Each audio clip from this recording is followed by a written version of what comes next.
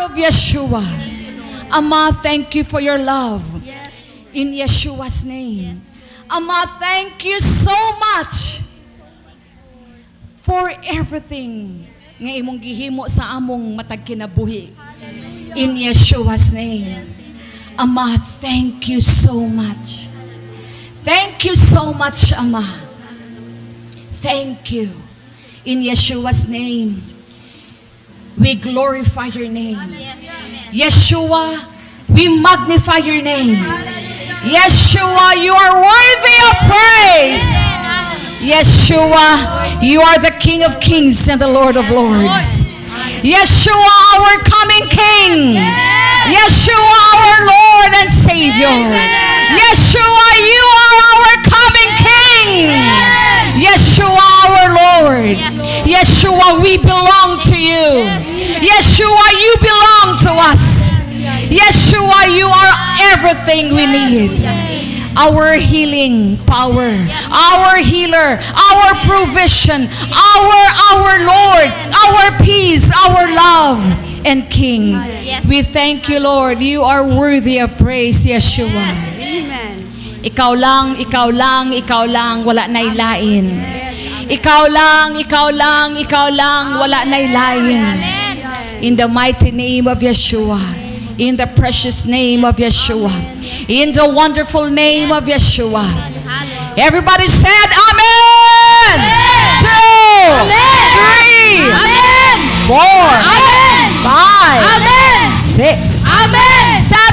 Amen. Amen and amen. Hallelujah. Patakpakan. Pinakakusog na pakpak kay Yeshua. Hallelujah, hallelujah, hallelujah. You may be seated in the presence of the Lord. Amen. Amen. Hallelujah.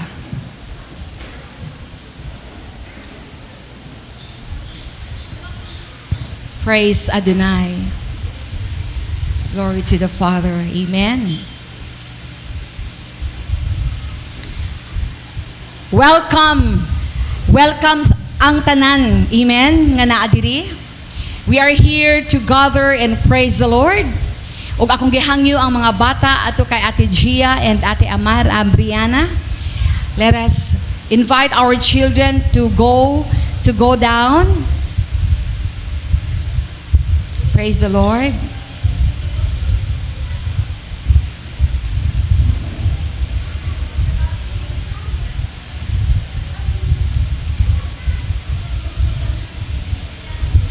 Mayong buntag. Happy Sabbath day. Good morning, everyone. Happy Sabbath day. I believe when Almighty declared that on the seventh day is the rest day, Almighty bless it. Amen. And I believe that every seventh day, every Sabbath day na ay pinasahi nga milagro nga mahitabo sa imong kinabuhi.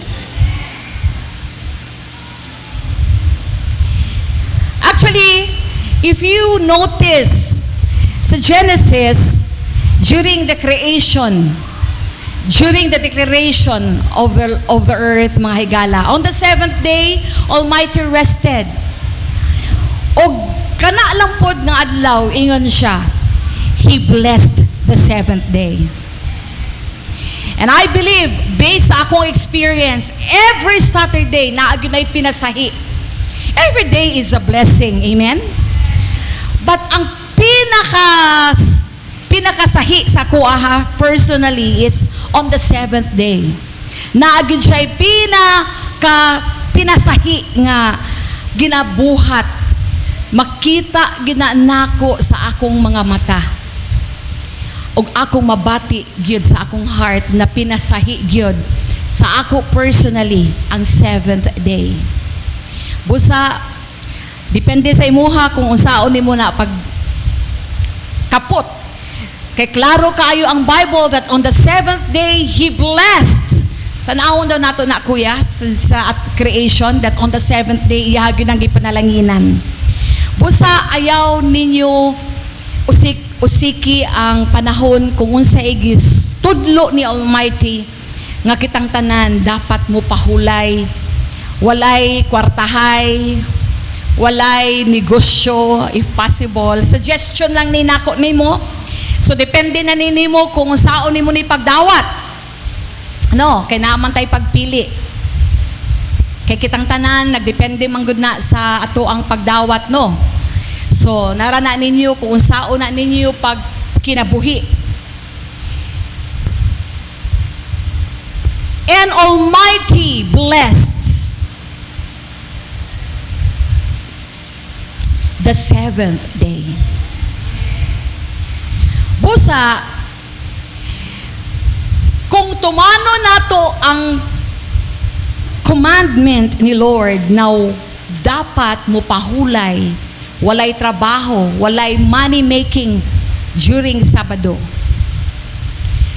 Kanang pinasahi, kumingon gani kag seventh day, wala na gyud na, Sabado na gyud na, dili gina pwede Monday. Kumingon gani kag seventh day, dili gina day 1, day 2, day 3. Seventh day is seventh day. Diba? Ang Sunday is first day of the week. Mo magyud na ang original. So, seventh day is seventh day. So, naiuban nga himuon nila ang Domingo, mao na ang seventh day. Which, dili na, mao akong seventh day. I make money every Sunday. I do business on Sunday. But not on the seventh day.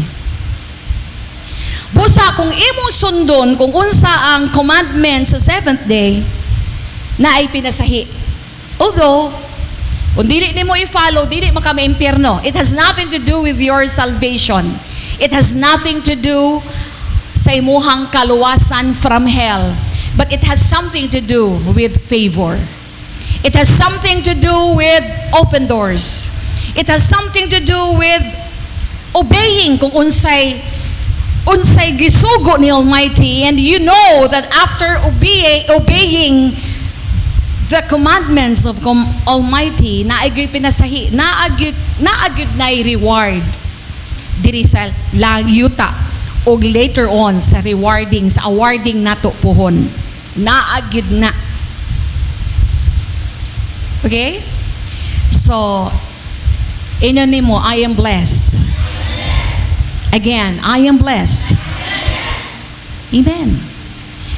So, make sure nga maayo unta na karon pa lang before 2024 ends, masabta nato unsa ang seventh day. And then that is your call. Unsa na nimo, and listen to the Lord, read the Bible, study the word kung unsa ang commandment when it regards to seventh day. Kung naay mga open doors sa seventh day, mga business, learn how to say no. Ingnon nimo pwede ugma Domingo. That is how you honor the Lord. Pero kung mag-business kag Saturday, it has nothing to do with your salvation. Di ka ma-impyerno, ana. But naay mga demerit. Muna matingala ka, Lord, ngano mangyud nga murag dili mangyud sa unsaon na mugpaninguha, murag kulang-kulang mangyud. Naagid na demerit, but it has nothing to do with your salvation.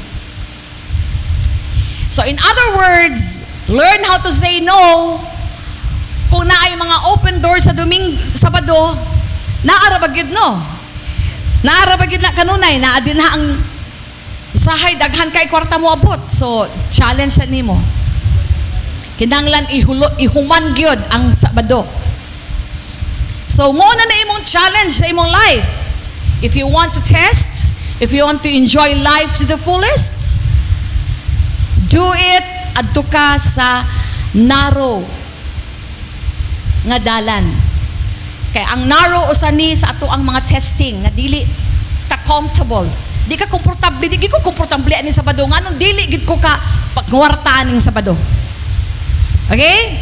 So, klaro kaayo ang Genesis atong usbon. Then, Almighty, I want you to read. Almighty Father blessed seventh day and sanctified it. For on it he ceased from all his work, and that Almighty created for the purpose of preparing. And then, dili tagid kata kasulti, nga si Almighty ra ang nagpahulay, kay commandment yun na-appeal na sa 10 commandments that we need to observe and respect the seventh day. Naagyo na sa 10 commandments. Okay? So magkaigsuunan, aron atuang ma-enjoy gid atong life, kuya taga ikog verse nga katong, if you want to be my disciple, you can never be his disciple if you don't hate your mother, your father, your sister, your brother, your wife, your husband, and yourself. So kani manggod nga commandment o kani manggod ginatudlo ni Yeshua mga higala, bugat ni. But dili na siya mahimong burdensome kanatong tanan if we have the Lord's wisdom sa atong kinabuhi. Kinahanglan gid ni nato kanang tawag ini ato gining sabton, because usa sa mga requirement, listen, usa sa mga requirement dili na ni para langit, dili ni langitay, okay, dili ni kaluwasan, because igo na nga naa si Yeshua sa imong life. But the reason why we need to teach this and tackle this teaching about being his disciple, because possibly og dili kagyud makasulod sa gingharian or dili ka mapakaslan kung dili ka mahimong disciple. You need to be his disciple ni Yeshua. Dili ka disciple to anybody, but you need to be his disciple to Yeshua, his word, the word of Almighty in Yeshua. Because the Almighty ang naghatag og word, and Yeshua is the word nga iyang gipadala. So we need to be linked and attached and engage ourselves to Yeshua. We need to be a disciple. You need to be a disciple of Yeshua. Or else, yes, naanani mo ang kaluwasan, but dili tanan nga nagatawag o Ginoo makasulod sa gingharian. Remember, sa kadako sa heaven, sa kadako pa naman sa heaven, na ay lugar para sa mga taong mga awardee o mga tapulan at the same time. Na ay mga tao na ay kay lugar dito sa mga taong dili mo obey. Kristohano na huluwas pero dili ni matinahuron sa ako ang commandment. So naara ka din ha. Dili to pinaka sa kadako pa naman no sa iyang lugar no. So this is what I believe. It has nothing to do with your salvation, because igo na nga nahugasan ka sa dugo. Mao na ang kaluwasan nga dili na ka maimpyerno. Pero atong gina-work out ang atong kaluwasan with fear and trembling for us to be married. Nga mahimo kang bride, pakaslan ka ni Yeshua. Okay? Og dili tanan makasulod sa iyang gingharian.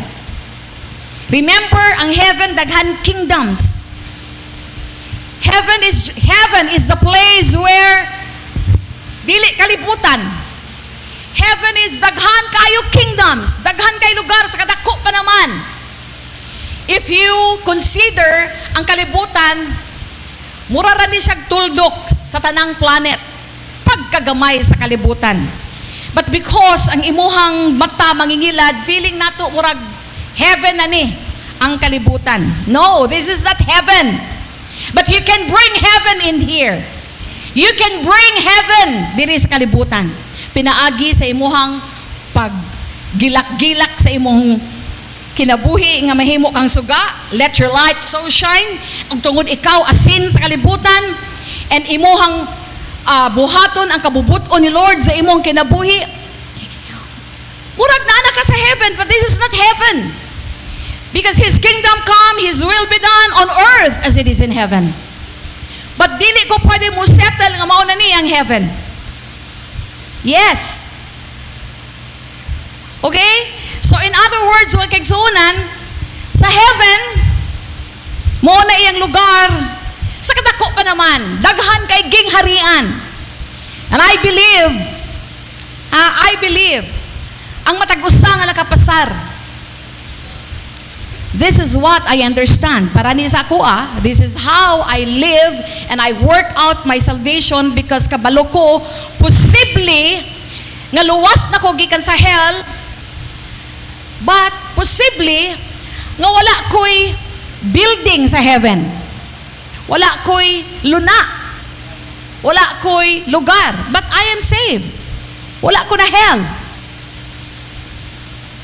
So nagdepende na sa ato ang trabaho o ato ang giunsa nato atong kinabuhi diri.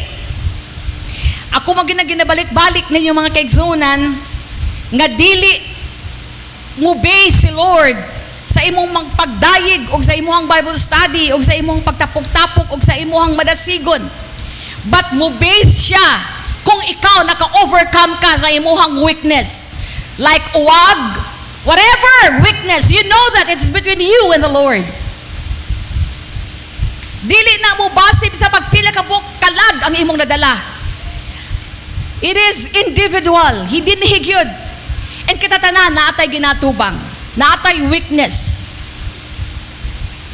Naatay thorns nga to ang gina-battle every day. Gina-fight every day.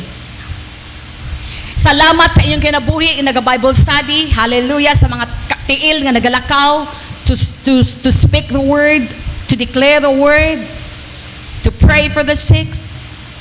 But dili na basihan mga kaigsunan nga makabaton kag luna. Kay dili tanan nga nanabaho makasulod sa gingharian. Yes, luwas ka, but dili ka kasulod. Ug mao ni atong actually gina-workout. Dili ang kaluwasan. It is finished. Human na niya gibayaran. Gamay ra kaayo og simple ang requirement is to receive and believe Yeshua and accept Him in your heart and understand, learn more of Yeshua. But ang sunod ana is dili tanan disciple. Because dili tanan ang makasunod aning verse akong basahon ron. If anyone comes to me and does not hate his own father, mother, wife, children, brothers, and sisters, and yes, even his own life, he cannot be my disciple.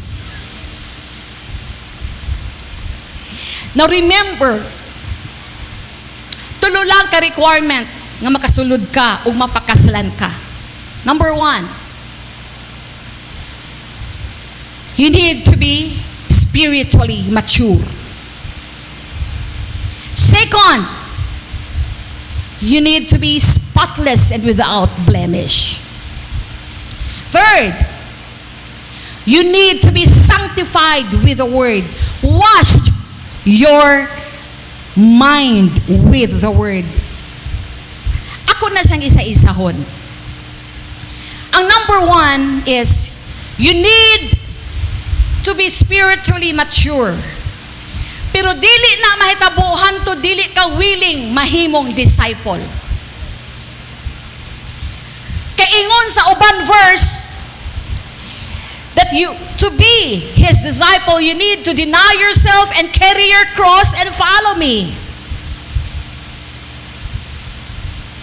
In other words, dili na ang imong gusto ang matuman sa imong kinabuhi. You can never be spiritually mature Christian or believer if you are not willing to be His disciple. You need to be a student to learn. But dapat dili, your life does not end there to be a student. You need to be a teacher one day, to teach the word. Not only listener to the word, but also teach the word. But he can never be an effective teacher if wala ka nakapasar being a student first. Now, kani manggong giingon diri sa Bible nga kinahanglan you need to usabon daw nato tong ganina. If anyone comes to me and does not hate his own father, kani gigamit ng word hate is, it is that hate na nagdumot ka sa imuhang pamilya o sa imuhang papa. But hate is nga kung nahimo na siyang sagabal sa imuhang life, nga nahimo siyang sagabal sa tawag sa imuhang kinabuhi, I think you need to hate that. Dili nimo siya dapat i-entertain. Pero you have to honor your father. How you honor your father? Ayaw sukol, ayaw panglibak, o ayaw siya dauta. Okay? Mingon gani kag hate means wala nagpasabot nga tanan iyang gisulti nga gawas sa kabubuton ni Almighty pinaagi sa pulong, dili dapat masunod. So in other words, the same thing with your mother and wife or imong mga anak. Kung imong anak nahimong sa gabal nga ang imong panahon sige na lang kag panabaho para naa lang kay pangskwela sa imong anak, there's something wrong.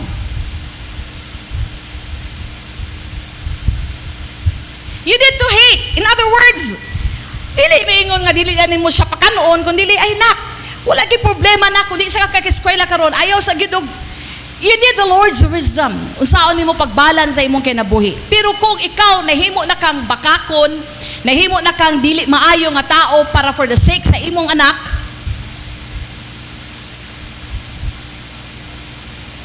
nga naa lang kay i-prove sa imong kaugalingon para ang imong anak maayo ilang kahimtang, na is something wrong. Na ay dili maayo. And that's the reason why you need to learn of Yeshua to be His disciple. Kinahanglan ato siya gilailahon unsa man gyud ang dapat. And that's the reason why you need the Word. You need Yeshua. Learn more of Him. If you're tired, learn of Yeshua. Because He is meek and humble and lowly in heart. Are you listening?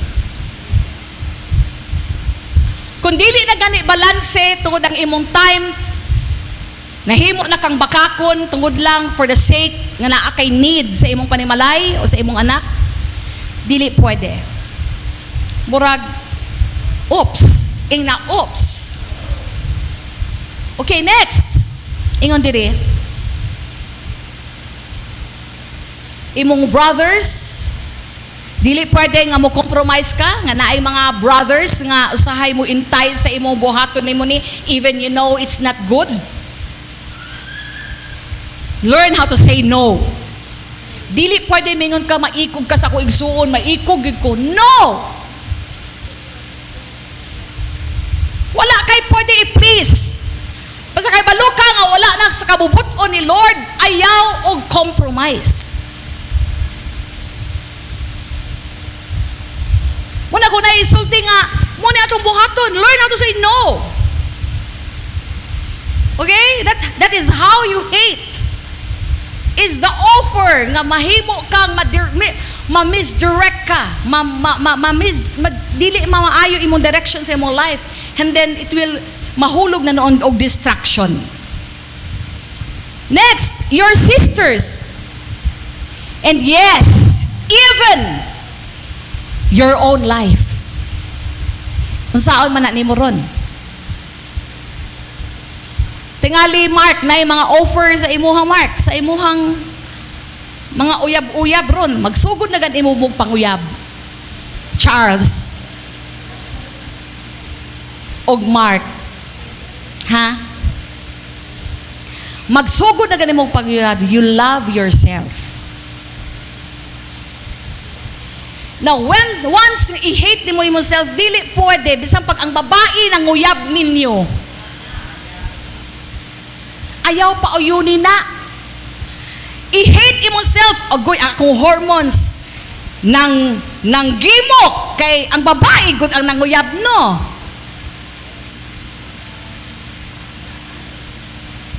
You need to hate yourself. No hormones. I will not listen to you. I hate you. Dili ka dapat manguyab. If you learn how to say no to yourself, that is how you hate yourself. Dili nimo pauyunan ang imong craving sa imong unod kung mamukaw na ang imong uwag.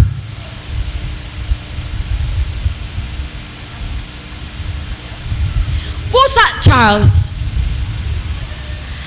magkuha na kag marriage certificate, kay magpakasal na lang ta. Amo mong ipakasal. Manguyab gani, Charles, kananglan, minyo na dayon. Dili na magdugay-dugay, kay aron wala na hikap-hikap. And that is how you hate yourself. The moment gusto nimo kaput og babae, ang advice sa Bible, kung mao ni ang makakos na makasalag, magikap-hikap sa babae, putla.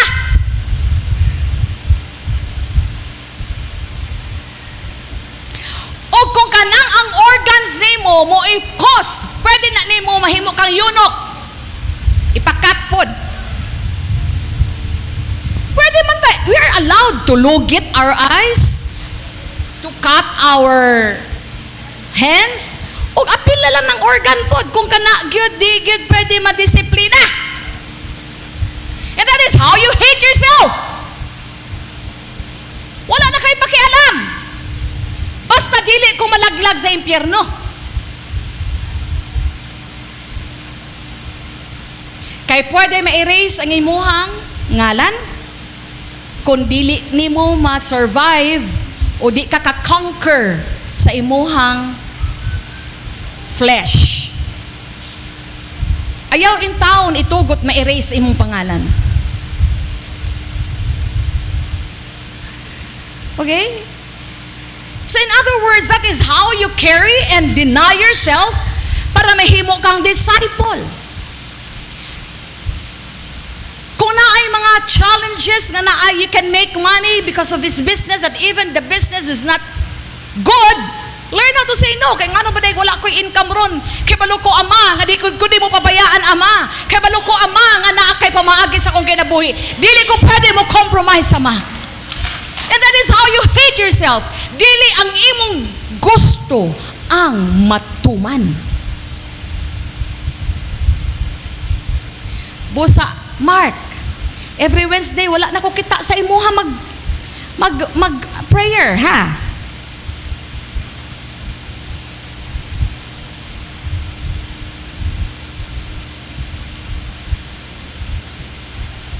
Kaya once na gani ka mo mga batanon, di na mo appeal og prayer. Ako guna-huna dayon nana ni uyab.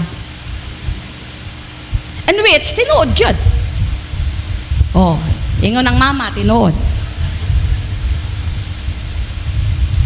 Ha, muna ingon ko, kung mo call na ang imong uwag, then kabalo ka nga dili pa panahon, hate yourself. Uwag, I will not listen to you. Pero kung na-call na gid na nga in the Lord's timing,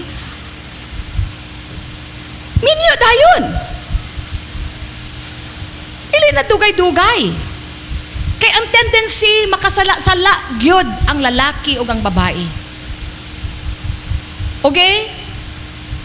Kinanglan mo unsay priority. You know your priority sa imong life. The moment you want to be His disciple, mas dapat mauna siya sa imong kinabuhi kaysa imuhang kaugalingon. Amen? Are you listening? Are you following? Okay? Now, for you to be spiritually mature, you need to be a student para ma-mature ka. Ngano ganing kinanglan ka mahimong spiritually mature? Para mapakaslan. Daghan kitag basis sa word na dili ka basta-basta kung wala ka pasar. But I mean, taas ang standard ni Almighty, no? with regards to rewards, kasalan, taas niyang standard. But with regards to kaluwasan, unconditional. Anybody could come. Wala na ilaing requirement. Dili ka mo balig reliyon. All you have to do, just learn of Yeshua, the truth and the life. Ang kamatuuran will make you free. Di ba no? So in other words, mora na ang requirement is to receive Him as your Lord and Savior. Understand kung unsa ang kaluwasan. And that's it. But the next step is you need to be spiritually mature. After mabaptize ka sa Holy Spirit, kay dili nimo kaya nga i-conquer nimo ang imuhang flesh kung wala ka na baptize sa Holy Spirit, Ruach HaKodesh, the Spirit of Almighty. Dili nimo kaya to conquer. Pero daghan kay kung nailahan nga na baptize pero gipauyunan gihapon nila ilahang gusto. Daghan kay kung nailahan ana. Mga alagad ni Lord, naka-experience na sa baptism sa Holy Ghost, pero bagsak-bagsak yun. Now I understand ganong maingon si Yeshua, I do not know you. Why? Maski naman tangali ako, kung na ako'y anak nga magpadayon sa ang pagpabadlong, murag lisod kaayo nga i-consider ba nga ambot sa imuha oy ayaw nagpakita sa imong naong sa kuha. Kaila ko nimo, pero the reason why niingon sa Yeshua, I do not know you, because imo raman ang natuman, ang imo raman gusto ang natuman, ang iyahang gusto ni amawa man nimo gituman. Mo nag-ingnon kagwa ko kaila nimo wala man gay ka nagtuo sa ako ang instruction nimo, mo na kitang tanan na agid tay mga history sa to ang mga decisions sa atong life. Wala gid na erase ang atong history. Naagid ako nga CCTV sa langit. Naka-record tanan ang ato ang mga decisions in life. O gamay nga binuhatan, naka-record, walay natago sa atubangan ni Ama.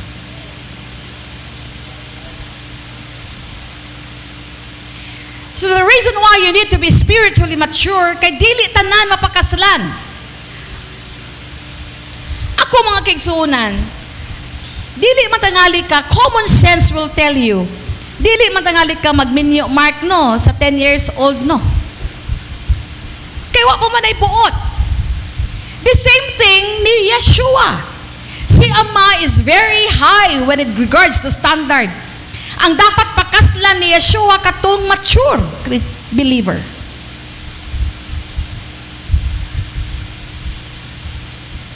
Di ba no? Mature. O ang tanan nga gusto niya nga makasulod, ingon gani ko, nga ako, kita tanan makasulod tag Malacañang, pero dili tanan imong masudlan. Dako kayong Malacañang. Exact ko na connection kay makasulod ko.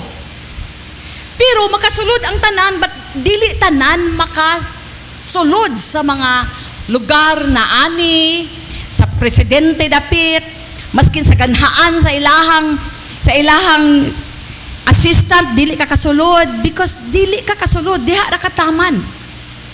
Even din sa Central Bank, I've been there many times. Pero musulod gani kag di ka kabalo, di lagi ka kagawas, kay di ka kabalo asa dapit. Mawala gid ka diha. Og daghan kaayo off limits. The same thing ang heaven. Off limits. Off limits ka dito, off limits ka Mark. Kay off limits. Di ka pwede kasulod ani, pero wala ka na impyerno, Mark. Ingon din si Mark, "Mainal, okay na lang na, ma'am. Nakuha ko na impyerno." Narana ninyo. Ayaw gid mo settle. Sakit kaayo kung dili ka kasulod. Sakit kaayo ang imuhang feeling kung dili ka kasulod. Di ka kaapil sa fiesta, sa kasalan, Di ka appeal sa mga awarding. Sayang kaayo. Muna atong ipaninguha. It is painful that you are not included to reign with Yeshua. Dili tanan maka-reign. Busa, klaro kaayo ang Bible nga naay great ug naay least. Matthew 5:28 ba na? Nga sa heaven naay great, naay least. Okay? Okay? So, sa gingharian, even makasulod ka, for naay great, naay least. In other words, it is your job nga atong i-work out nga mahimutang spiritually mature. Are you listening? Now, second requirement is number 2. Unsa to? You need to be spotless and without blemish. How do you understand that? Nga pwede pa bang ka magkamali ron? Meaning, nahimo na ba kang spotless? Nahimo na ba kang with spot kung ikaw nakasala ron? Yes or no? Yes or no? For example, listen very carefully. Ikaw, luwas. Then nakapamakak ka.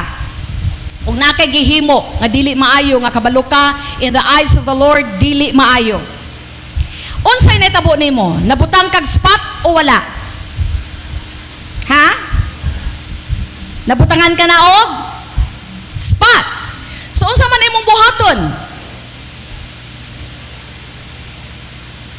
Unsa imong buhaton? Nakatanaw lang kag babae. Demurag ni gimok imuhang uwag. Nahimo ba kang blemish? Yes or no? Yes. Kasi may no. Wala. And tinuod, nahimo kang blemish. So, ang imuhang buhaton is, naaman tay verse, 1 John 1:9. If you confess your sins, He is faithful and just to forgive. But make sure, makagawas na ka, ana. Mo na imong i-fight a good fight of faith. Kay dili ka matawag na overcomer kung wala ka i-fight. Kinanglan dili ka magbalik-balik sa imong sala nga kabalo ka asa imong weakness. Are you listening? Dapat mo grow ka spiritually para dili ka masigig kikaon sa imong gisuka. Okay? Kaya na sa tao dili. Kinsa may miingon diri, murag di na ko na kaya, wala may perfect. Actually, mo na excuse sa usa kang mga Christian believer nga tao lang.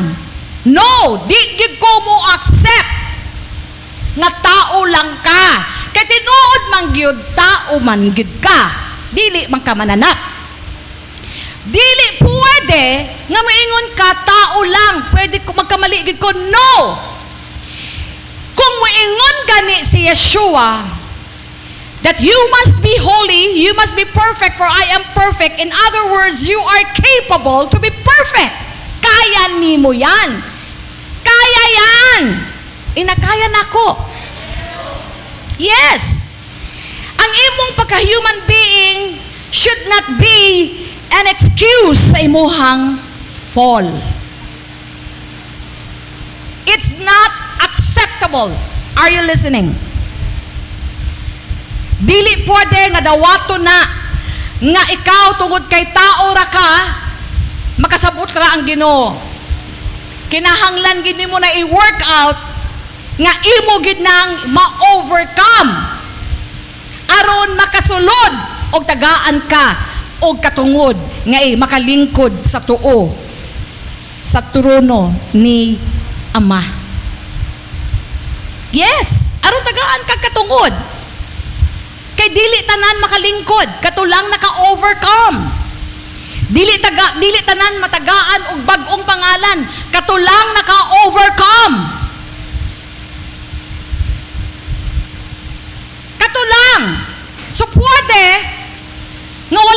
impyerno, tungod kay wala ka naka-overcome, wala kay reward, wala kay promise nga ma-receive. Are you listening? So in other words, 1 John 1:9, if you confess your sins, He is faithful and just to forgive you. Correct? O salamat ana Ama. Praise the Lord. Amen. Salamat nga naatay access. But you need to grow. Amen? Dili ka magbalik-balik. And then, usahay na kay feeling that you are okay. Pero hangtod maglagot pa ka anang tawhana na sa imong kahayubos, pwede ka na pakay-spot. Okay? Kung naa pa kay kalagot sa imong isig katao, nga maglagot ka maskin sa iyang kilay o sa iyang anino lang, kinahanglan na nimo ma-overcome before it's too late. Okay? Dili nimo kaya kung wala ang Holy Spirit. You need to be baptized with the Holy Spirit. Because you need to be spotless and without blemish. Okay? Para kita maka-workout, makatawag makasulod. Hangtod maglagot ka. Hangtod ang imong kahiubos naa pa diri. Nangalagad ka pero ang imong kahiubos naa pa diri. Dili gyud ka pakaslan. Okay. So ikatulo. Nganong very important ning ikatulo? You need to be sanctified and be washed with the Word. Because you are commanded to renew your mind every day with the Word. Hugasan ang ato ang 5 senses with the Word. Kinahanglan kalimtan ang past. Kinahanglan kalimtan ang kahiubos. Mo-base ka sa Word. Because ang Word maora na ang makapalig-on nimo. Mao nang rason nganong mausab ang imuhang mind setting because of the Word. The Word of the Lord, the Word of Almighty is power and life. The moment imuhaning kaunon every day, it will change you and your life will never be the same again. How would you know nga ikaw nahimo na kang abiding sa Word? Because ingon man siya, remain in me. My words abide in you, and your words abide in me, and I will abide in the Word, and your words, you will abide in Him, and He will abide in you. What do you mean by that? How would you know nga ikaw naka-abide ka na sa Word? How would you know? Please answer, and ako pang mu-end na ko, maka-answer mo ani. How would you know nga naka-abide na mo sa Word? If you abide in me, and my words abide in you, how would you know nga ang words na abide na sa imuha?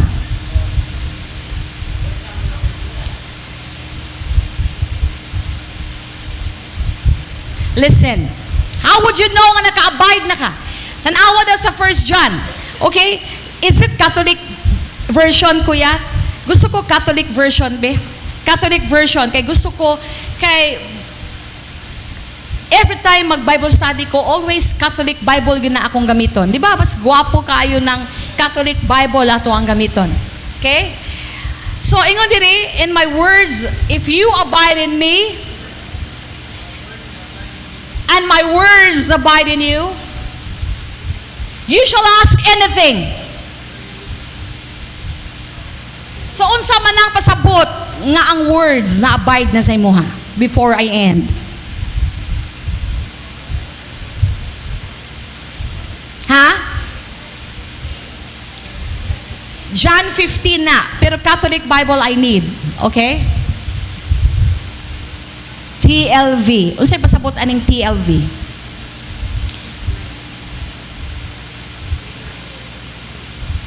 Catholic Bible? I want a Catholic version. Okay. Listen. You will know karon pa lang kung ang words na abide na nimo. Okay? I need the Catholic version. If you abide in me, and my words abide in you. Now, kani very crucial ni. Nagtuo manggod ka nga kung nagbasa-basa na kag Bible, naka-memorize na ka, di matingala ka nga dugay na ka ng alagad, pero naa kay gipangayo wala pa man nahatag. Di ka matingala ana. Murag dugay naman ko ng alagad, Lord. Murag dugay naman ko ng alagad, Lord. Ano wala pa man ginahatag. Pero depende po na unsa imong ipangayo, basta nangayo po kag eroplano, ngano man makag eroplano pod. Dili pod na maayo no. Nga mangayo kag eroplano nga wala pagali na ilisan ng imuhang iriluduro sa kasilyas. Nga perting hugawa. No. Tapos mangayo pag sakyanan. Ngano mangayo pag sakyanan? Depende, walay problema. Wala gi problema nga nakay sakyanan, pero ngano man. Kadi man kay kakabalo mo drive. Balo ka ba nga kung naa kay sakyanan, dako kay maintenance, mas maayo nang para muhunong. Mo manitsit na kag muhunong. Bayad kag kwarta, wala ka na ihunaon nga maintenance. Daghan pa ka bodyguard. No. But it's not bad to have one in his time. Okay? Catholic Bible version. If you remain in me, and my words remain in you. Okay. How would you interpret if my words, ingon si Yeshua, my words, ang pulong nga na niya, will remain in you? Usay pasabot, ana? Unsay pasabot, anak Mark? Tubag. Ha? Gikinabuhi. Sure ka? Kinabuhi ni mo? Okay. In a way, yes, tinuod, gikinabuhi. But, mao ni ang pinakagwapo na manifestation nga na-abide. Kana ganing gusto ka na mo give up? Or anything. Kung unsa nang challenge imong life, and then, nakahinumdum na yung usa ka verse, tungod anang verse, na usab ang dagan sa imong life, that is abiding. Ang word na abide na nimo. Kana ganing naa ka sa situation. Naa ka sa situation nga lami na gad kaayo i-give up o lami na kay pagpakasala. Lami na mangawat, lami pa makak. Lami o compromise. Pero because you are baptized with the Holy Ghost and then gi-remind ka, and then mo decide na yung kagwaingon kag, no. In other words, naka-abide na ay mong word. Kay wala ka naka-compromise.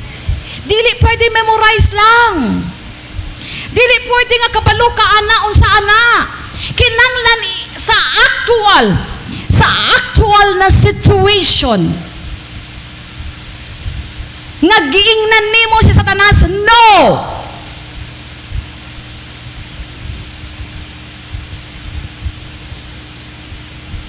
Kada gani miingon gani si Lord na atuan na dito anak, kanang lang gi ka mangayog pasaylo. Tapos miingon nang kag ano mga mo pasaylo Lord, nga igo ra man gid nga sapa to sa iyaha Lord. Pag tama ra man pud to, kay aron makatuon siya sa iyang ginahimo. Dili gid ko mangayog pasaylo Lord. Naka-abide ang words sa imo wala. Wala. Maskin kabalo ka, ngawa ka nakasala. Kay tinuod, katungod man po na nimo. Wala gud kay sala. Dili magi ka dapat unta mangayog pasaylo. Kay wala gyud, dili siya applicable sa imuhang sitwasyon. But the instruction is, you ask for mag-apologize ka. Kung mayon gid ka Lord, wala gid Lord. Akong gitimpang-timpang dili gyud. So mayon man po ang Holy Spirit, okay, no problem. Nanay demerit. Kung naay instruction ni Lord nga buhaton nimo, then dili nimo sundon, wala pa ang pulong na abide nimo. Asa na verse? Asa na verse nga maingon nga musugot ta niya? Okay? If ikaw, ako ang sheep, kay balo siya sa akong tingog. Kung kabalo ko, kung anak, kung disciple ta niya, kabalo ta sa iyang tingog. My sheep knows my voice. Di ba? Oh, magpaupos. Mo na nga verse. Wala may verse nga niingon nga kung wala kay sala mangayo kag pasaylo. Naay verse wala. Wala man gyud. Then nag-ingon man siya nga mangayo kag pasaylo mas kinwa kay sala. Because you know the voice of the Father. Amen? Ug magpaubos. Oh, no? My sheep knows my voice and they follow me. My sheep hear my voice. From now on, kuya, bugamit ang Catholic Bible, ha? Okay? My sheep hear my voice. I know them and they follow me. I give them eternal life. They will never perish and no one will snatch them out of my hand. Palakpakan. Amen. Hallelujah! Hallelujah! So are you willing to follow the ingredients para ikaw mahimong pakaslan o makasulod sa kingharian? Unsa ang number 1? You have to be spiritually mature. For you to be spiritually mature, you are willing to be His disciple. Ang ingredients sa to be His disciple, you need to hate yourself. Number 2 is, you need to be spotless and without blemish. Kung naapa kay kahiubos, palitin na nag-fresh lumpia. Or himuin na nag-fresh lumpia. Adui, wala gyud mawala nimo. Kung naapay dili maayo. Because you need to be spotless and without blemish. Number 3, you need to be sanctified with the Word. Because your 5 senses, your soul is divided into 3 functions. Emotions, imuhang intellect, 5 senses, and your will. Kinanglan mahugasan gid ni kanunay. Kung ang imuhang unod na exposed na sa sex, na exposed sa inom-inom, you need to renew your mind. Sanctified your soul with the Word of the Lord. Washed with the Word of the Lord. Amen? Then, you're working out your salvation with fear and trembling. Let's all stand. Praise the Lord. And Pastor Bob would come and pray for each one. Thank you, Lord. Hallelujah. Pastor Bob.